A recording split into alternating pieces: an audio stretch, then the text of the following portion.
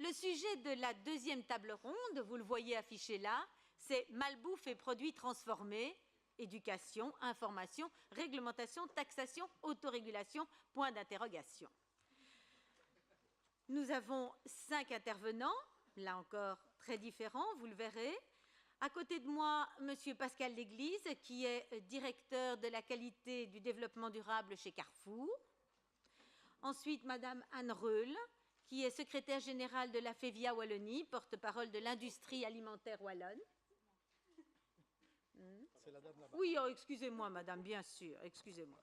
Donc, Madame là-bas et Madame Anne Reul, secrétaire générale de la FEVIA Wallonie, et Madame ici et Madame Pauline Castres, Food Policy Assistant au BEUC, Bureau européen des unions de consommateurs.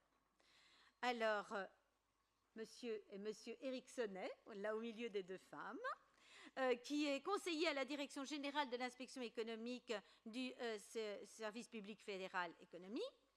Et enfin, Monsieur Pierre Duville, alors là, il est beaucoup de choses, donc prenons patience, conseiller bien-être animal et CITES, Convention on International Trade, c'est bien ça, in Endangered Species, alors évidemment, OGM, développement durable, politique nutritionnelle, suivi des dossiers de la ministre de l'Agriculture au cabinet de la ministre des Affaires sociales et de la Santé publique. Vous voyez qu'à lui tout seul,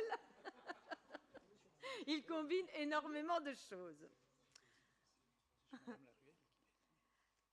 Alors, ils sont trop salés, trop sucrés, trop gras, tout ce dont on a déjà parlé ce matin.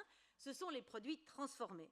Et ils contribuent largement, nous a-t-on dit, à l'épidémie d'obésité et de surpoids qui constitue, selon l'OMS, le 3e facteur de risque de mortalité dans les pays riches.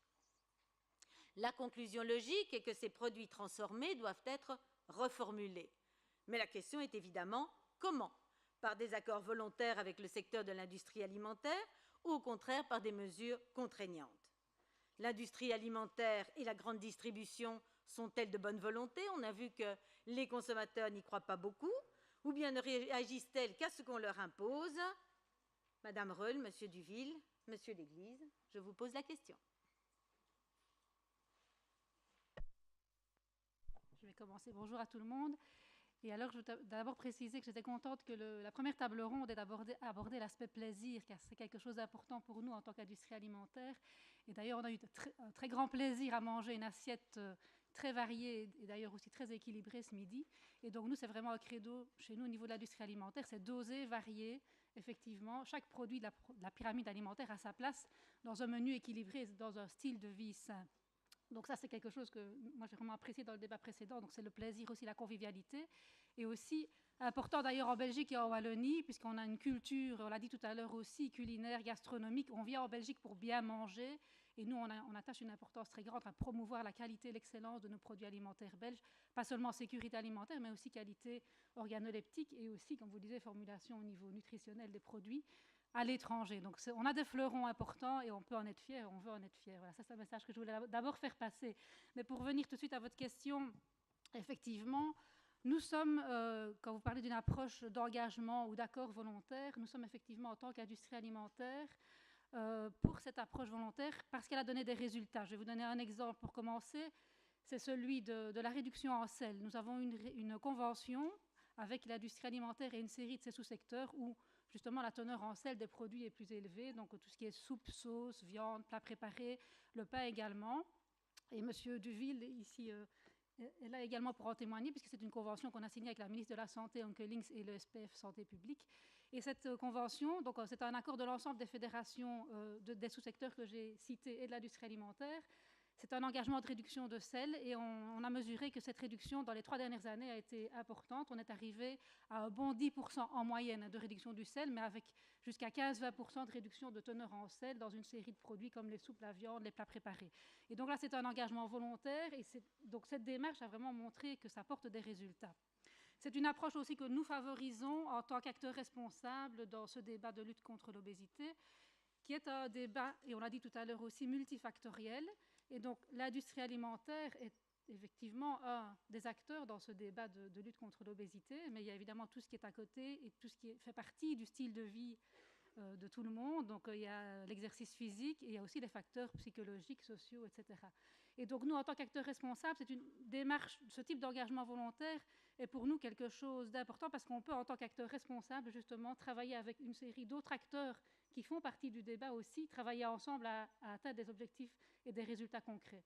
J'ai d'autres exemples que la convention CEL. Il y a aussi eu, par exemple, les distributeurs automatiques de boissons et de snacks dans les écoles. Donc là, maintenant, on peut mesurer qu'il n'y a plus de distributeurs dans les écoles primaires.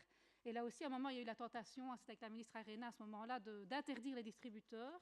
Nous sommes opposés, en tout cas pour le secondaire. Et on a dit, essayons justement de voir les résultats d'une approche positive. Et on voit maintenant que ça a donné des résultats dans les écoles primaires. Il n'y a plus de distributeurs.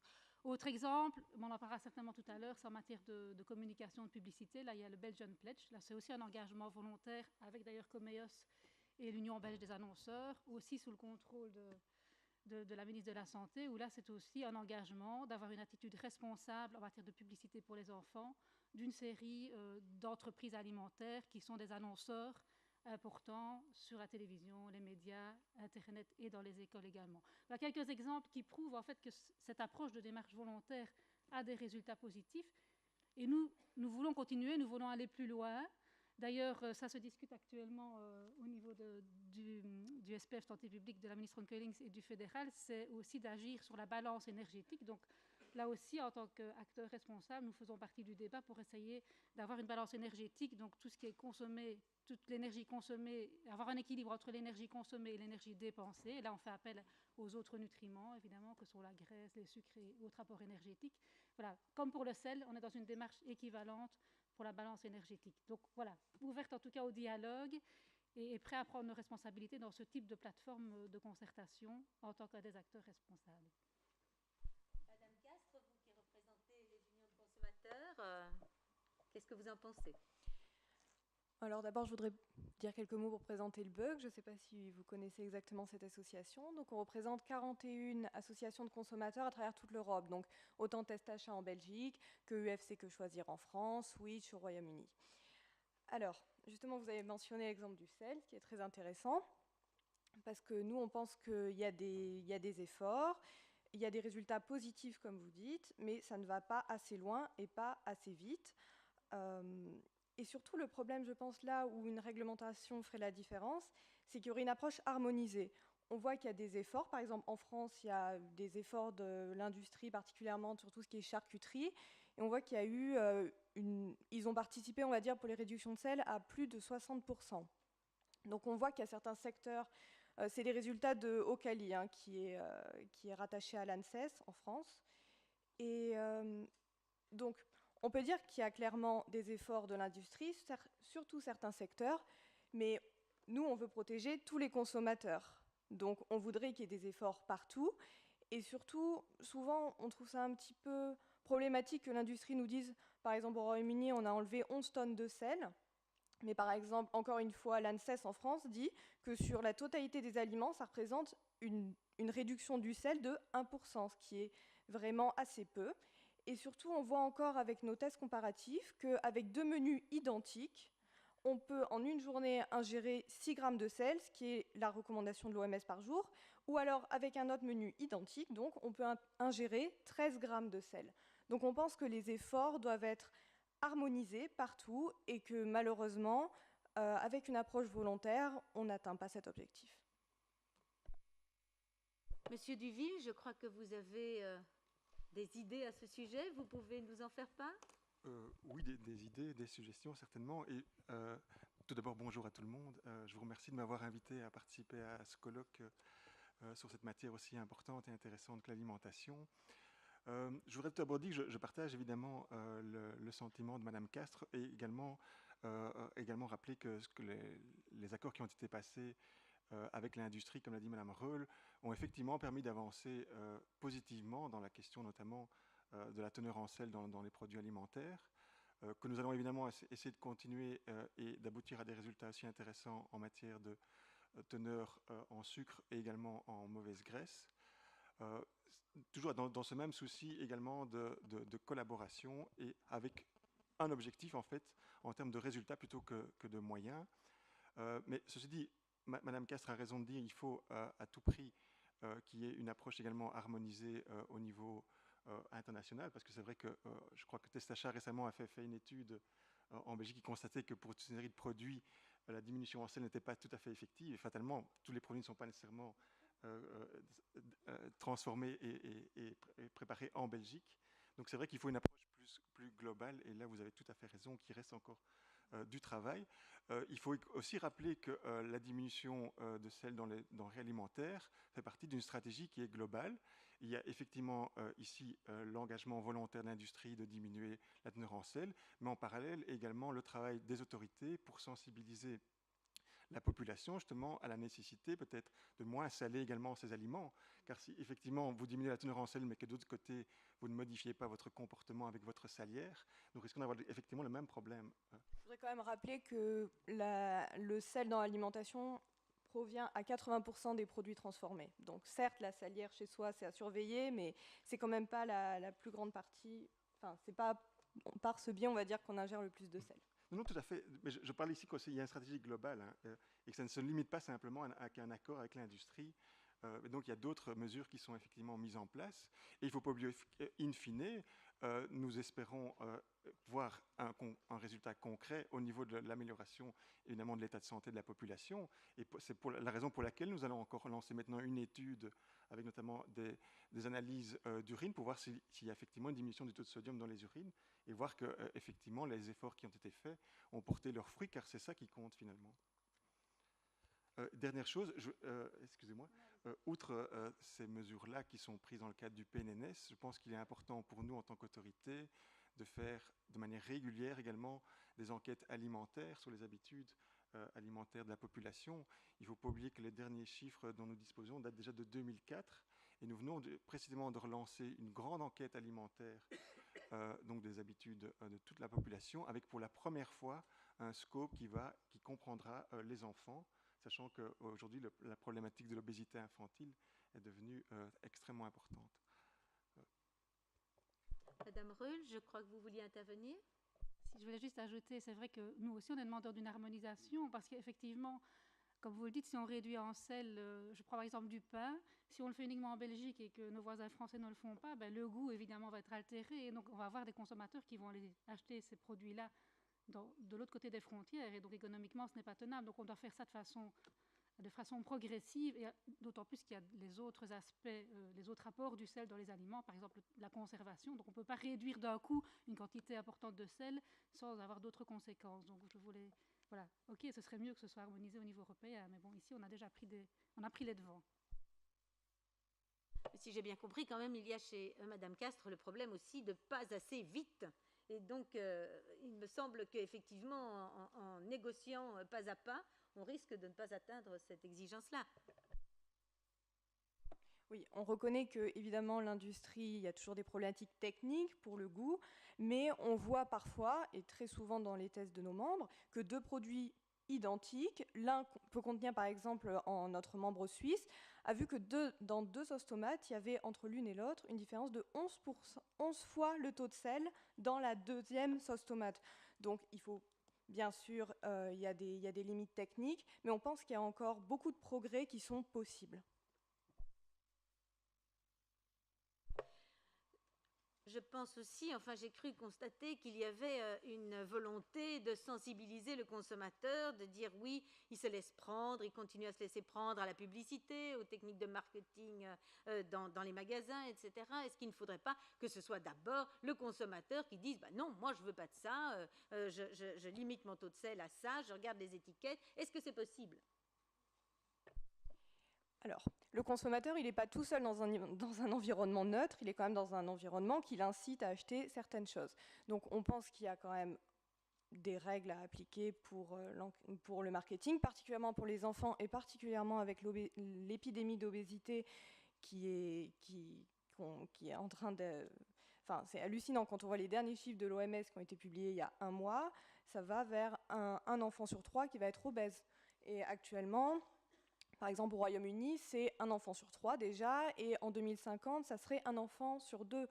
Donc, il y aurait peut-être des mesures à prendre quand même sur le marketing, un marketing qui est quand même très, très agressif. Encore une fois, des approches volontaires de l'industrie.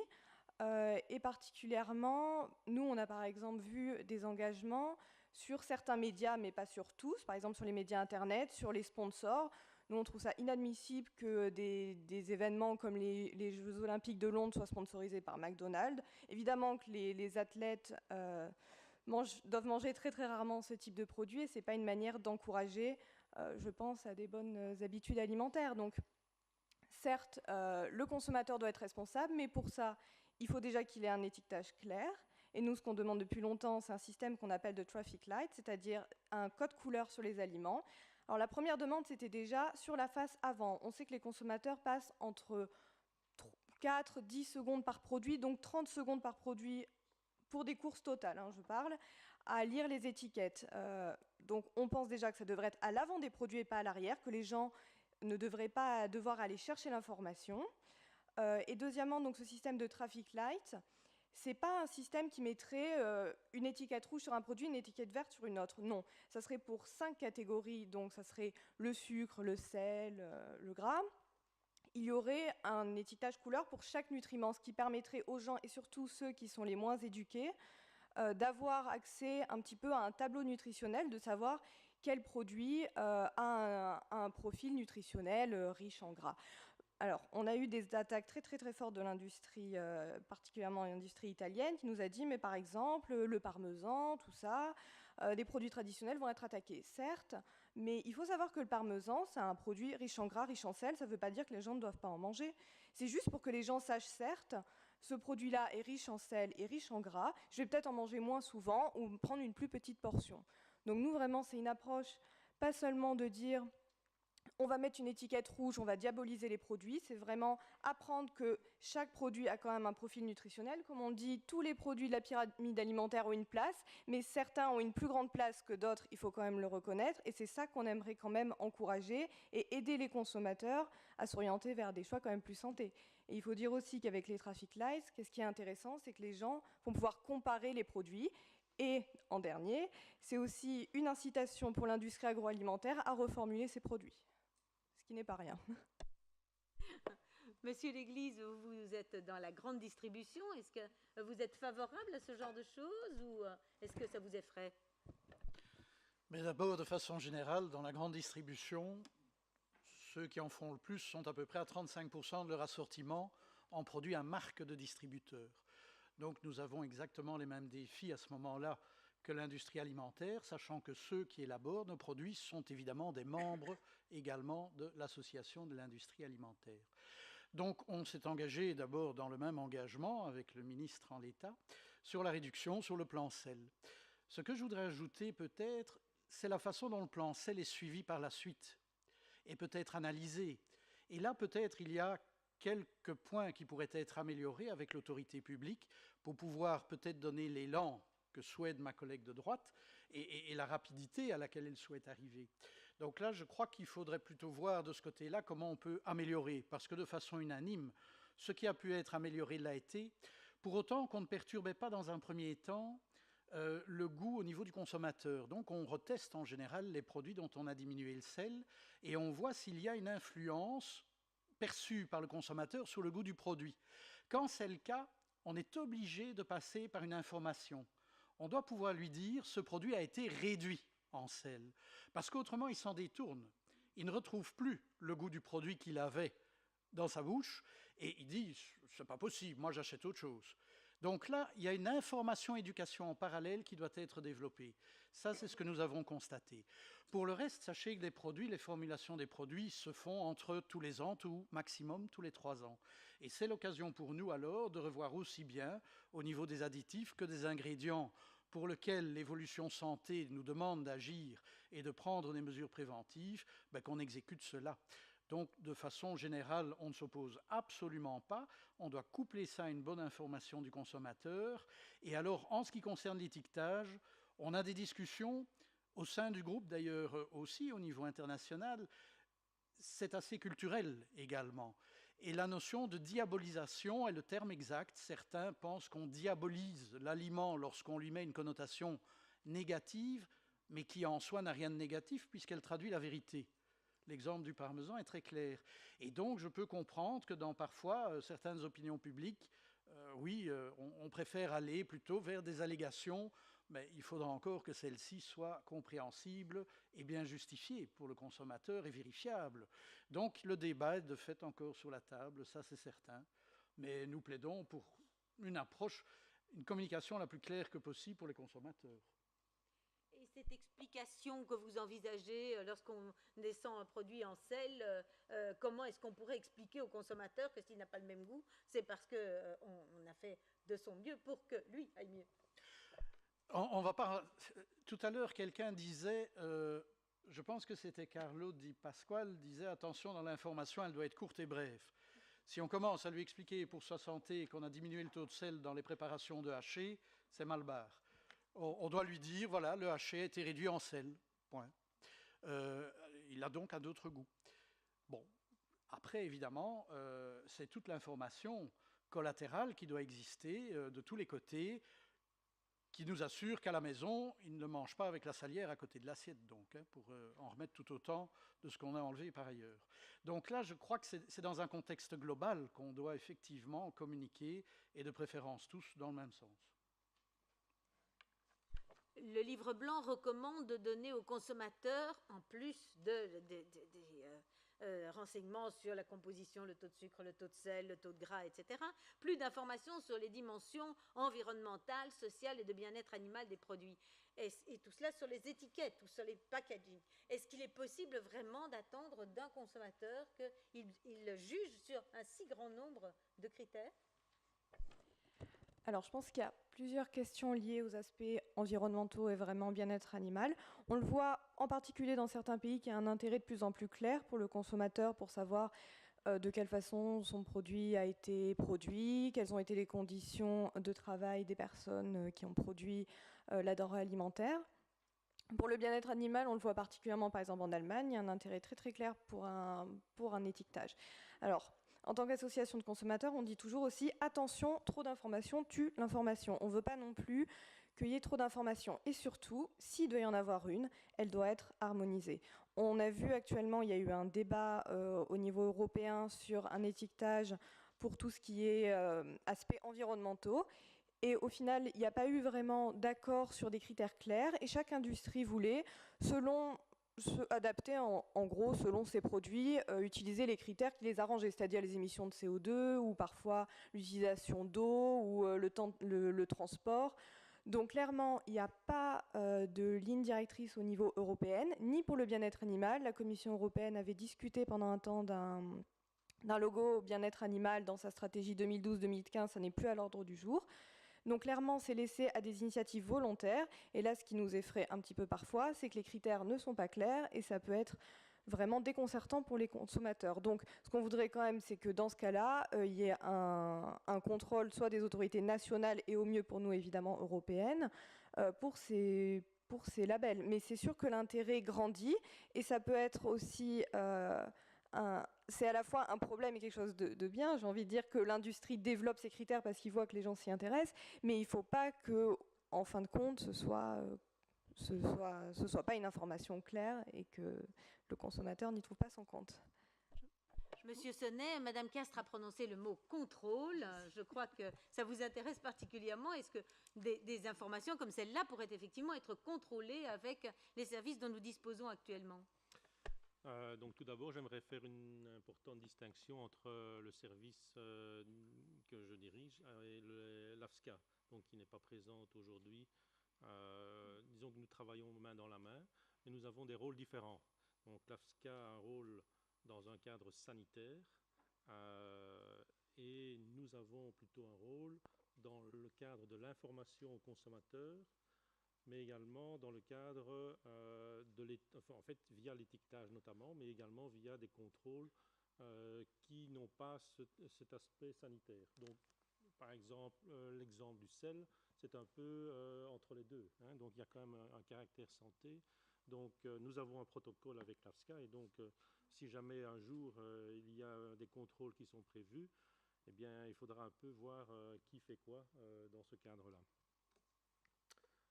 Mais nous nous inscrivons tout à fait dans la volonté de l'information. Donc le consommateur doit savoir de la manière la plus adéquate.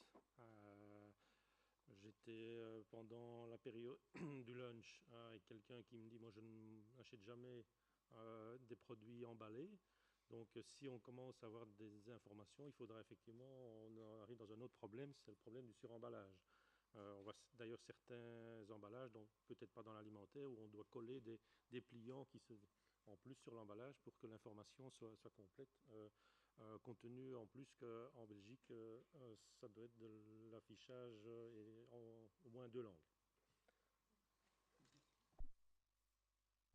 Je peux réintervenir, puisqu'on a parlé des traffic lights tout à l'heure.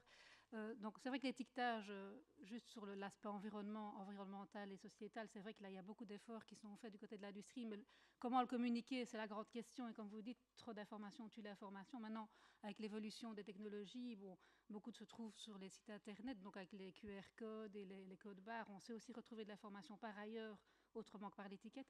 Mais je voulais parler des traffic lights. Nous, effectivement, nous sommes contre, comme vous disiez, donc ces feux rouges qui interdiraient de manger tel produit, et des feux verts et des feux oranges, mais voilà, qui indiquerait au consommateur ce qu'il doit faire, qui dicterait son comportement.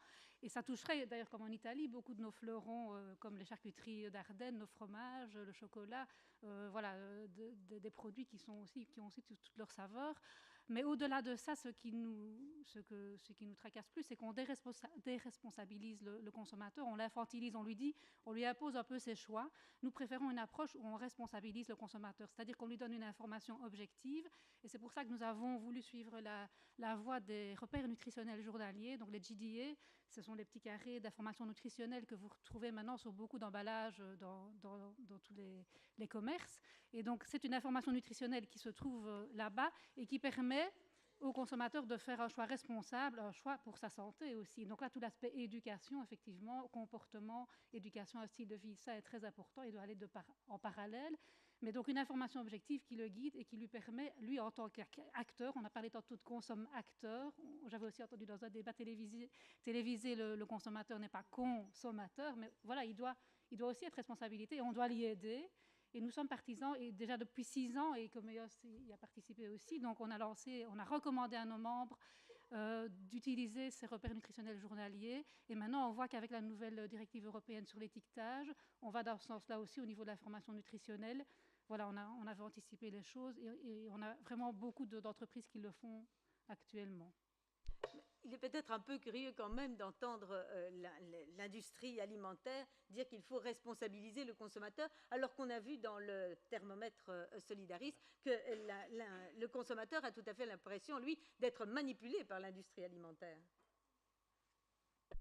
Oui, en fait, c'est vrai que dans ce sondage-ci, c'est une perception. Et c'est vrai que nous, souvent, les médias ont un rôle, l'ensemble de la société a un rôle au niveau de la communication. Nous en avons aussi, bien sûr, à mieux mettre en évidence ce qui fonctionne. Si je prends la sécurité alimentaire, nous sommes un pays où l'autocontrôle, la sécurité alimentaire est une des meilleures. Donc, on vient nous prendre comme exemple les Brésiliens, les Chinois, les Africains viennent en Belgique voir comment fonctionne notre système de sécurité alimentaire. Et ça, c'est quand même l'aspect numéro 1 en termes de santé, c'est éviter d'être malade quand on mange un produit. Après vient l'aspect équilibre alimentaire, style de vie sain, les additifs et autres aspects. Donc c'est quand même là d'ailleurs, on a eu récemment un sondage aussi qui a été fait par l'AFSCA sur un échantillon équivalent, 1250 consommateurs, qui montre là que 89% des consommateurs ont confiance dans la sécurité alimentaire des produits en Belgique. Donc, ça contrebalance quand même la perception. Et c'est vrai que les médias ont un rôle aussi, on généralise parfois des choses.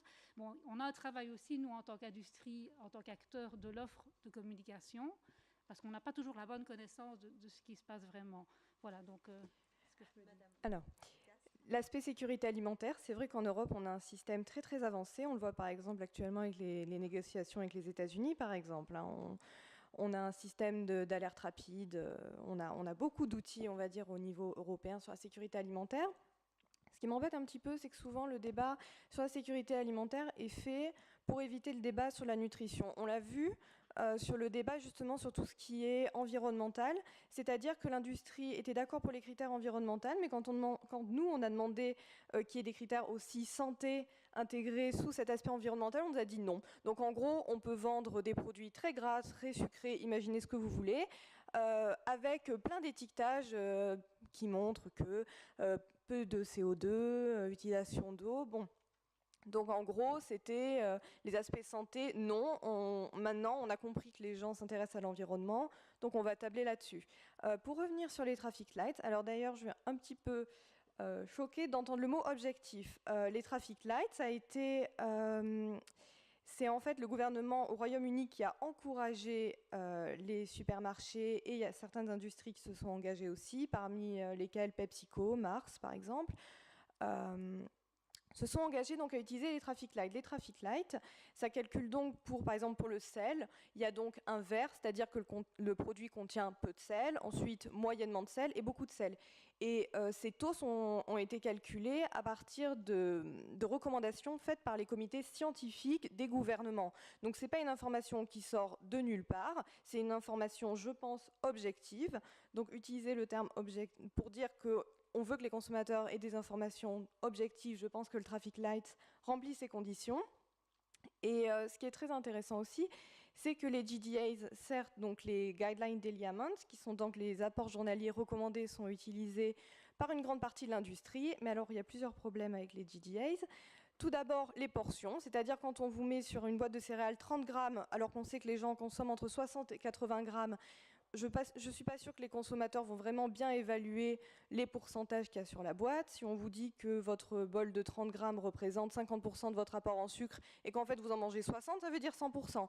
Sauf que les gens, je ne pense pas qu'ils vont s'amuser à passer autant de temps à calculer. Donc en plus, pour certains produits, ça n'est pas harmonisé. Donc pour certains paquets de chips, ça peut être 50 grammes, et puis 60 grammes, et puis 75 grammes, et puis pourquoi pas 72,5. Donc pas d'harmonisation. Et puis le consommateur, comment il va comparer ça? Avec des traffic lights, vous comparez 2 paquets de gâteaux, vous voyez tout de suite s'il y a beaucoup de sel, beaucoup de sucre. Je pense que pour une mère qui a travaillé toute la journée et qui le soir va faire ses courses pour ses enfants, c'est quand même beaucoup plus rapide que de comparer des taux qui en plus ne représentent pas les vraies portions. Donc les GDAs, nous on y est opposés. Et encore une fois, pour revenir sur les critères objectifs, il y a eu des études. C'est-à-dire que le gouvernement au Royaume-Uni n'a pas lancé les traffic lights en disant après tout ça va peut-être aider les consommateurs. Il y a eu des recherches indépendantes qui ont été faites, qui ont montré que les consommateurs, préféraient les systèmes de traffic light par rapport au système de GDA, c'est-à-dire qu'on a proposé aux consommateurs ces 2 systèmes. Et il y a eu des études plus récentes faites aux États-Unis très récemment qui montrent que non seulement ça leur permet de voir quelle est la bonne option, mais ce qu'on nous opposait, c'était peut-être qu'ils voient la bonne option, mais qu'ils ne vont pas la choisir. Et bien les dernières études aux États-Unis ont montré que ça aidait les consommateurs à en plus choisir ces options. Vous avez réagi tout à l'heure, Monsieur L'Église, vous voulez dire quelque chose? Mais oui, en fait, ce qui m'a vraiment intéressé et passionné de venir ici, c'est que c'était justement une étude de perception. Et ce serait mentir que de ne pas avouer que la perception fait l'acte d'achat. Et donc, si je n'arrive pas à communiquer dans le sens de mon client, je serai toujours à côté de la plaque. Donc, il est fondamental qu'on réponde à ces perceptions, mais de façon évidemment contrôlée, mesurée et vérifiable. Ça, c'est fondamental. Opposer des sondages les uns aux autres, je crois, ne nous fera pas avancer. Par contre, ici, je dirais que notre problème, et il me semble on en a peu parlé jusqu'alors, c'est les canaux de communication qui sont accessibles à nos consommateurs pour recevoir toute cette information qu'on est à même de lui donner, mais qu'on n'arrive pas à mettre sur une étiquette, sinon vous ne verrez plus les produits. Aujourd'hui, on met des étiquettes sur le dos des barquettes et au-dessus des barquettes. C'est ce qui va se passer avec le nouvel étiquetage. On doit changer, par exemple, toutes les balances dans tous nos rayons où on livre aux clients, parce qu'on n'a plus assez de place sur une étiquette, il faudra en mettre 2. Bon, ok, on va le faire. Est-ce que le client aura le temps de tout lire? À côté de ça, je ne vous ai pas mis le bilan carbone, je ne vous ai pas mis des tas d'autres notions. Donc moi, je suis à la recherche d'un système simple, pas simple pour moi, mais qui soit accessible au plus grand nombre et qui soit quelque part monitoré ou piloté par un organisme neutre, externe, crédible, parce que si c'est moi qui le fais, vous ne me croirez pas. Donc, il y a un appel, il y a de la place, la nature a horreur du vide. Si personne ne la comble, bien sûr, c'est les acteurs du privé qui vont la prendre. Et on va arriver à une nouvelle cacophonie, s'il n'y en a déjà pas une aujourd'hui. Donc, c'est plutôt dans ce sens-là qu'il me semble qu'on doit voir dans l'exercice que vous faites ici avec la mutualité, c'est qu'est-ce que nous devons mettre sur pied qui soit utile au plus grand nombre et à tous. Ça, c'est vraiment ça qui me perturbe. Et alors, je vous dirais, dans certains pays où ils sont unilingues, ils vont très très vite et très loin. Ce n'est pas un secret, vous connaissez les origines du groupe Carrefour, même s'il est un distributeur belge historiquement bien connu. Mais quand je leur dis maintenant, vous mettez ça en 3 langues, là, ils tirent la tête. Parce qu'ils se disent, nom d'un chien, là, ça va être plus dur. Donc, il faut tenir compte de ces paramètres-là. Alors, pour les aspects, justement, trop d'informations sur les packaging, il faudrait peut-être déjà rappeler qu'il n'y a aucune obligation pour les industriels d'avoir une répartition, j'ai envie de dire 50-50 par exemple, c'est-à-dire que vous pouvez utiliser 80% du packaging actuellement pour faire la pub, pour mettre des images, pour utiliser, je ne sais pas, des cartoons, ce que vous voulez. Donc certes, il n'y a pas beaucoup de place sur certains emballages, je le conçois, mais il y en a quand même où 90% c'est fait pour vendre les produits aux enfants. Ensuite, sur plus d'informations, et comment y accéder? Alors, Internet, par exemple, et les codes avec tout ce qui est téléphone, on est d'accord. Mais on a quand même certaines réserves. Par exemple, on a eu le même débat sur l'étiquetage des calories sur les menus quand vous mangez à l'extérieur. C'est-à-dire que l'industrie nous dit « Oh ben, on a toutes les données, mais en fait, les gens ont tout sur Internet. » Mais nous, ce qu'on veut, c'est que les gens ils puissent décider au moment où ils achètent le produit. Donc, il faut que l'information soit là. C'est très bien que vous alliez vérifier après si votre produit est très gras, très riche en sucre et très salé et qu'il a pollué la moitié de la planète, mais il faut que les gens soient capables de voir sur place, je pense, toutes ces informations. Et je suis d'accord avec mon voisin de gauche, il faut que tous les consommateurs aient accès à cette information. C'est-à-dire que les personnes âgées, les gens qui n'ont pas de smartphone, ils n'ont pas accès à cette information. Nous, on trouve ça discriminatoire. L'information, effectivement... Madame Reul, oui. Pardon. L'information nutritionnelle, composition de produits, bien sûr qu'elle doit figurer. On parlait plus des aspects sociétaux, environnementaux. C'est vrai qu'il y a tellement d'informations qu'il faut mettre, ou comme Pascal Léglise le disait, ou alors il faut trouver un système. Mais comme vous l'avez dit, il y a eu des essais en France d'indiquer comment l'impact...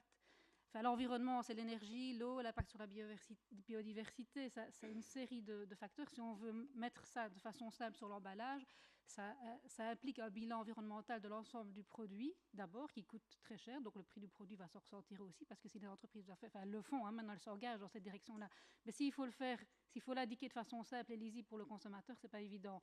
Et c'est vrai que les tentatives jusqu'à présent ont été difficiles. Maintenant, beaucoup de choses sont faites et c'est vrai qu'il faut trouver la façon de le faire connaître. Pour compléter un peu ici, je repense à 2 initiatives auxquelles beaucoup de distributeurs adhèrent. Il n'y a pas de Prodomo ici. Et l'industrie aussi d'ailleurs, s'appelle Nubel.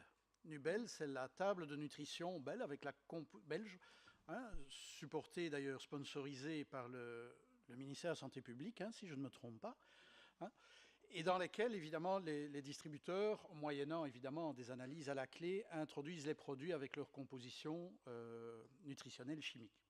Il y a un autre système qui existe aussi, qui vaut ce qu'il vaut, Weight Watchers, qui nous demande la composition de nos aliments et puis qui, par son système de points, décide que tel produit a tel point et puis vous en faites ce que vous voulez en fonction de vos objectifs à vous.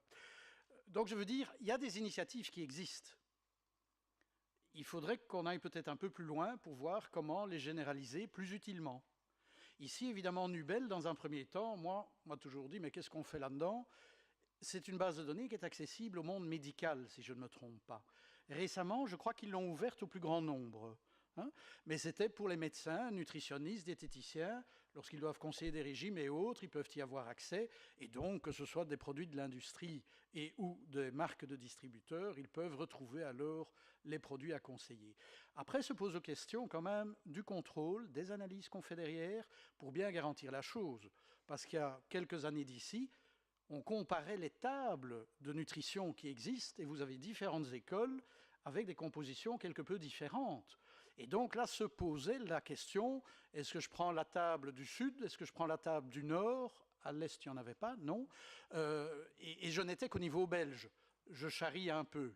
Aujourd'hui, il y a une harmonisation.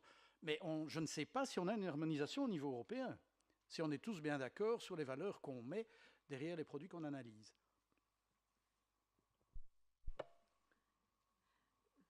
Plus plus personne sur ce thème? Parce qu'alors on peut peut-être passer au dernier thème dont on nous a demandé de parler aujourd'hui. Vous avez parlé de sécurité alimentaire. Vous avez dit qu'en Europe, c'était vraiment le nec plus ultra. Maintenant, nous commençons à avoir des accords de libre-échange bilatéraux avec certains pays, notamment les États-Unis. Est-ce qu'il y a un risque? On a vu que chez les gens, dans la population générale, il y a une crainte que, en effet, cette sécurité alimentaire ne soit plus respectée. Est-ce qu'il y a une raison de le croire?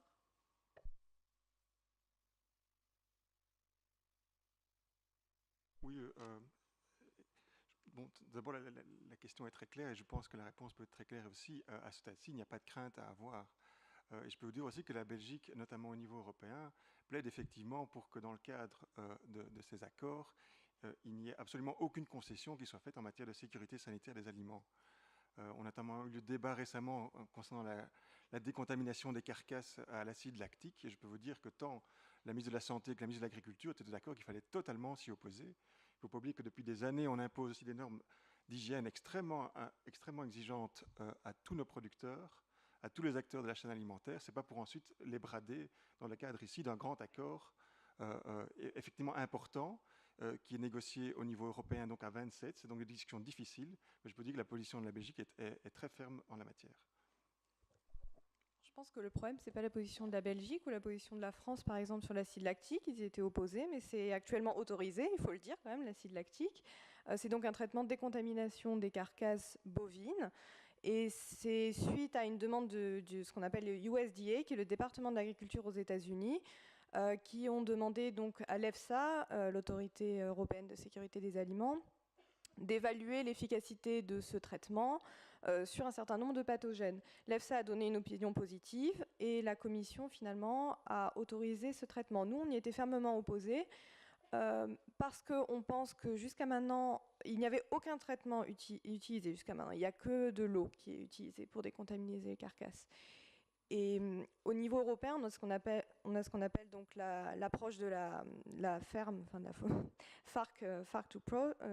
farm to fork, je vais y arriver, je mélange pas tout. Voilà, de la fourche fourchette, je ne sais plus en français, et c'est pas grave. Exactement. Et cette approche-là repose surtout sur des mesures de bonne hygiène, des mesures donc de biosécurité, de prévention des maladies. Il y a beaucoup d'éléments. Et nous, ce qu'on a peur, c'est que ce qu'on voit aux États-Unis, c'est-à-dire qu'on s'appuie beaucoup sur ces traitements de décontamination et on prend moins soin de ce qui se passe tout au long de la chaîne. Et nous, on voulait surtout pas ça. Et actuellement, donc l'acide lactique est autorisé et nous sommes en passe d'avoir un deuxième traitement autorisé qui s'appelle, attention, le peroxyacétique acide, qui est un traitement de décontamination du poulet, parce qu'évidemment, les États-Unis ne voulaient pas demander directement la chlorine, c'était bien trop médiatisé, donc ils ont demandé un traitement au nom douteux. Mais l'EFSA a donné son opinion positive il y a juste un mois, donc on attend l'avis de la Commission. Donc nous, l'accord avec les États-Unis, on sait que l'étiquetage des OGM, par exemple, ou les hormones dans le bœuf, ça ne va pas être touché. C'est impossible. Par contre, ce qui se passe, c'est qu'il y a des dialogues, il y a des groupes de travail qui vont se mettre en place à côté avec une pression monstre des États-Unis. Et il y a des choses qui vont être acceptées alors que jusqu'à maintenant, elles ne l'étaient pas. Donc c'est plutôt quand même un système de pression, on va dire, parce que cet accord, maintenant que ça a été mis, on va dire, aux yeux des citoyens, je pense qu'il n'y a pas grand-chose qui pourra être fait sur certaines choses. Par contre, il y a aussi moyen de bloquer des dossiers. Nous, on le voit pour le clonage, par exemple. C'est-à-dire que nous, on voulait un étiquetage clair des viandes clonées, parce qu'il y a un eurobaromètre qui a montré que la plupart des gens ne voulaient pas manger de la viande clonée, pour plusieurs raisons, dont une qui est assez forte, c'est que les animaux de base, les animaux clonés, donc pas la descendance, mais les premiers animaux, sont des animaux qui souffrent énormément. Par exemple, la brebis Dolly a dû être euthanasiée parce qu'il y avait des douleurs absolument atroces et des animaux qui ont plein de problèmes. Et donc nous, on était au moins pour un étiquetage, pour que les gens puissent choisir. Et on nous a dit à la Commission, non, on ne fera pas une telle proposition parce qu'il n'y a aucun système de traçabilité aux États-Unis. Parce que, évidemment, cette viande-là vient principalement des États-Unis. Et comme il n'y a aucun système de traçabilité, qu'aux États-Unis, ce n'est pas requis de savoir si la viande vient de l'animal cloné, ce qui est très très rare parce que c'est des animaux qui coûtent très très cher, c'est plutôt les générations après qui sont utilisées et qui finissent dans nos assiettes. Donc voilà, nous, on voit plutôt l'accord avec les États-Unis comme un risque sur certains dossiers, comme plutôt des pressions et moins sur des aspects officiels, sur l'étiquetage des OGM, ça va pas bouger par exemple. Mais je pense qu'il faudra faire très attention à des groupes de travail peut-être qui vont se mettre en place et qui vont discuter ça une fois que la pression sociétale sera retombée. Mais, Monsieur Duville, Monsieur Sonnet, est-ce que justement, quand on vous entend, Monsieur Duville, dire il n'y a pas de risque, est-ce que ce n'est pas une façon un peu de rassurer le consommateur de façon excessive, enfin trop tôt? Mais, comme je dis, on ne va pas brader nos normes qui sont en vigueur depuis plus d'une quinzaine d'années, extrêmement strictes, notamment en tirant les leçons de la crise de la dioxine qu'on a connue en Belgique, malheureusement. Maintenant, bon, juste pour rajouter un petit commentaire à ce qu'a dit Mme Castres, la question du clonage est effectivement un sujet assez sensible, mais qui s'éloigne un petit peu de la thématique de la sécurité sanitaire des aliments, plus que c'est plutôt un problème lié au bien-être animal, je pense. Mais vous avez raison, il y a effectivement une pression très importante, notamment des États-Unis, que ce soit dans ce dossier-là, dans les dossiers des OGM aussi, hein, où régulièrement ils attaquent l'Union européenne au niveau de l'OMC. Oui, et c'est vrai que c'est malheureusement une tendance. C'est pour ça qu'il faut quand même rester ferme et avoir une position très claire en la matière. Et on a cité l'exemple de l'acide lactique ou du poulet.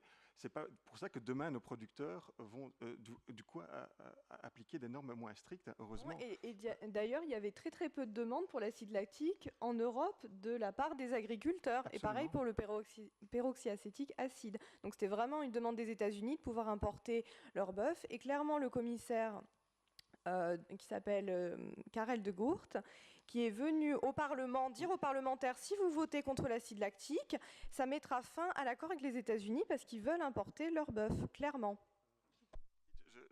Je confirme ça effectivement, que malheureusement, même si la Belgique avait une position claire, le commissaire européen belge avait une position différente. Donc, oui, donc je rebondis pour ceux qui n'avaient pas compris, c'est Karel de Gucht. Hein, avec mon accent français, vous m'excusez. Voilà, on vous excuse.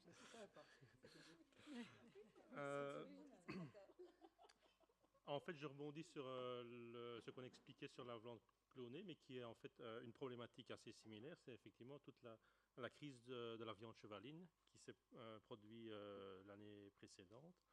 Donc en fait, effectivement, ce sont des problématiques qui ne sont a priori pas spécifiquement sanitaires, mais qui ont un aspect d'information au niveau du consommateur et pour certaines personnes tout à fait philosophiques. À ce même titre, des contrôles sur la présence de viande de porc dans certains plats qui sont soi-disant halal, bien c'est tout à fait dans les cordes et dans la philosophie de nos contrôles. Mais il y a également d'autres types de contrôles qui sont organisés et qui, en général, démontrent très peu d'infractions. Exemple, le taux d'eau dans les volailles, c'est également un des contrôles qui sont faits à la demande de l'Europe. Et prochainement, des contrôles sur l'origine des fruits et légumes.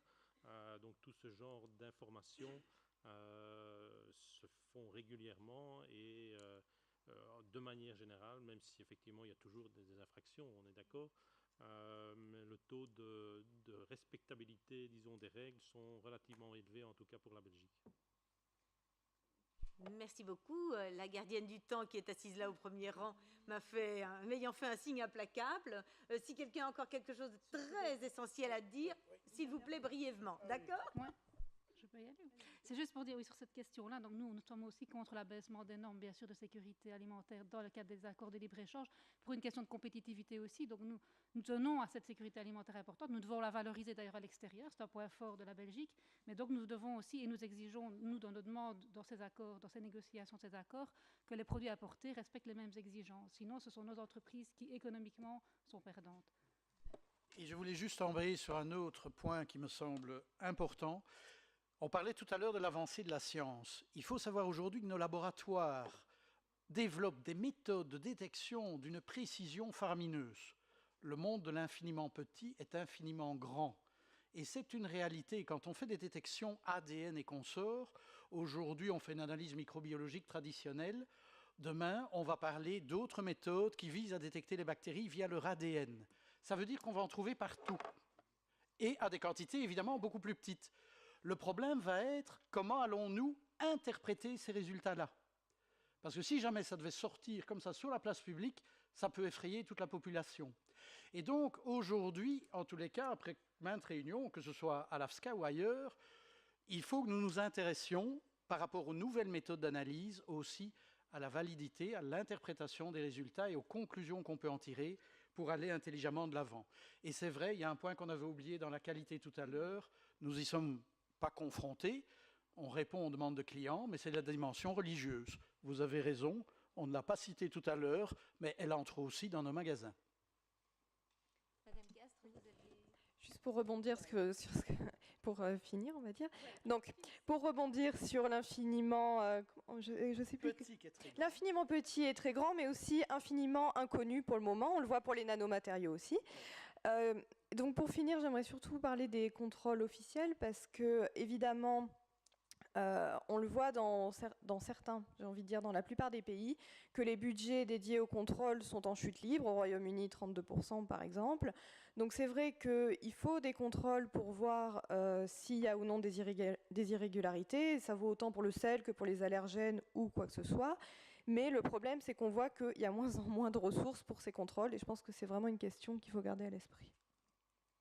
Juste un mot, en fait, quand on dit effectivement qu'il y a toujours des petites quantités, jusqu'à moins d'1%, moins d'un dixième de % de certains types de viande dans d'autres, c'est toujours le cas. Pourquoi? Parce que les entreprises qui font du haché, par exemple, vont d'abord prendre un type d'animal et puis après, ils vont utiliser un autre.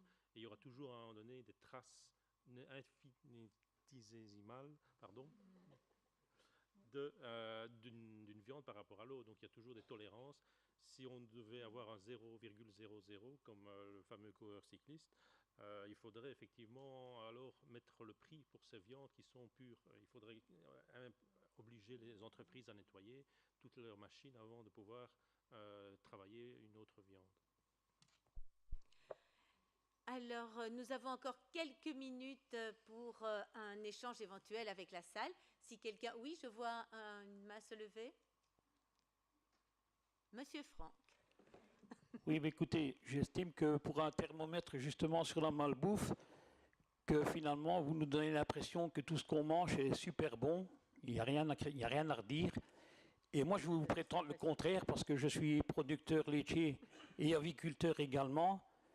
Et même sur les accords du TTPI, ce qu'on est en train de traiter avec les États-Unis pour le moment, eh bien c'est clair que c'est 3 axes principaux. Donc c'est donc l'importation de viande hormonée légalisée, puisque les carcasses ne seront pas admises en Europe. On ne peut que détecter les hormones que sur la moelle de la carcasse. Or, toute cette viande-là nous viendra sous vide. Deuxièmement, ce sont bien sûr les poulets donc, à désinfecter à l'eau de Javel. Et 3, c'est un accord tacite de 85% de soya, voire même OGM, un accord qui est bien signé pur et dur par notre commissaire Carole de Gucht. Ça, c'est pour l'aspect du TTPI. Par contre, pour M. Sonnet, qui travaille en collaboration avec l'ASCA, moi, j'aimerais aussi, en tant qu'aviculteur, donc je produis 40 000 poulets toutes les 7 semaines. Il y a une loi européenne du 1er juillet 2010 qui nous dit bien qu'on peut encore détenir aujourd'hui 33 kilos de poulet au mètre carré. Tous les aviculteurs ont encore aujourd'hui 50 kilos au mètre carré et nous n'arrivons pas encore à nous en sortir étant donné les marges bénéficiaires que nous dégageons. Alors, je ne sais pas, il faudrait peut-être me donner la corrélation qu'il y a justement entre le monde de l'ASCA et le monde de l'industrie. Merci.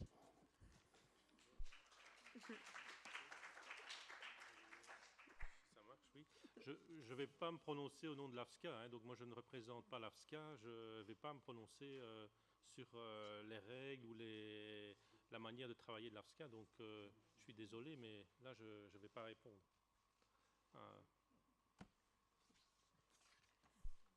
Quelqu'un d'autre veut-il répondre à... Non, une question. Quelqu'un d'autre veut-il répondre à M. Franck? Que, si vous l'aimez bien, vous allez le retrouver dans 20 minutes dans le prochain débat. Attendez, oui, monsieur. Oui, allez-y. Oui, je souhaitais poser 2 questions. La première, c'est d'abord souligner ce qui m'apparaît un peu schizophrénique du côté de l'industrie, c'est qu'on démarre sur un discours autour du plaisir et de l'importance du plaisir, et en même temps, quelques temps plus tard, nous dire que nous devons être raisonnables et que nous devons être responsables. Et donc, à un moment donné, comment est-ce qu'on combine le plaisir et la responsabilité? Et et finalement, comment on travaille aussi sur la communication et la publicité. Ça, on n'en a pas beaucoup parlé, sur qu'est-ce que finalement les allégations santé. Donc ça, c'est la première question. Et la deuxième, c'est là aussi une problématique autour, on a parlé beaucoup de l'information qui tuait l'information, mais l'information et le contrôle tuent aussi le producteur local. Et comment, à un moment donné, on veut travailler sur de la production locale, sur des circuits plus courts, et en même temps garder un certain niveau de contrôle, un certain niveau d'information. Quelque part, systématiser trop de règles et trop de normes favorise finalement certains types de producteurs par rapport à d'autres. Qui veut répondre à Monsieur de Marteau? Madame. Voilà. Oui, effectivement, je vais répondre, comme vous opposiez plutôt, enfin, le plaisir et la responsabilité. Et je crois que c'est comme on l'a indiqué tout à l'heure, ça fait partie d'un tout. Je trouve que, et on en a parlé aussi tout à l'heure quand on a parlé des repères nutritionnels journaliers. Et c'est d'ailleurs repris aussi dans les petites brochures que j'ai vues, là, les boussoles voilà, vous avez mis sur les bancs ici, Solidaris, ça fait une série d'outils pour le consommateur. On indique bien les repères nutritionnels sont indicatifs, c'est-à-dire qu'on ne doit pas prendre ça au pied de la lettre. Ce sont bien sûr aussi, c'est objectif, c'est mesuré et c'est contrôlé, ce qui est mis, mais c'est indicatif. Donc on doit mettre ça dans l'équilibre alimentaire journalier, le style de vie, même c'est plus que l'équilibre alimentaire. Et donc, on l'a bien dit tout à l'heure, on doit avoir le plaisir de manger, il y a la convivialité, mais on doit savoir qu'il faut manger suffisamment de fruits, suffisamment de légumes. C'est pour ça que le message 0,530, c'est quelque chose que nous, on a aussi soutenu, parce que c'est un message facile à comprendre, mais on ne doit pas commencer à mesurer et dire dans ma portion... quand j'achète ça, c'est autant de pourcents. C'est indicatif.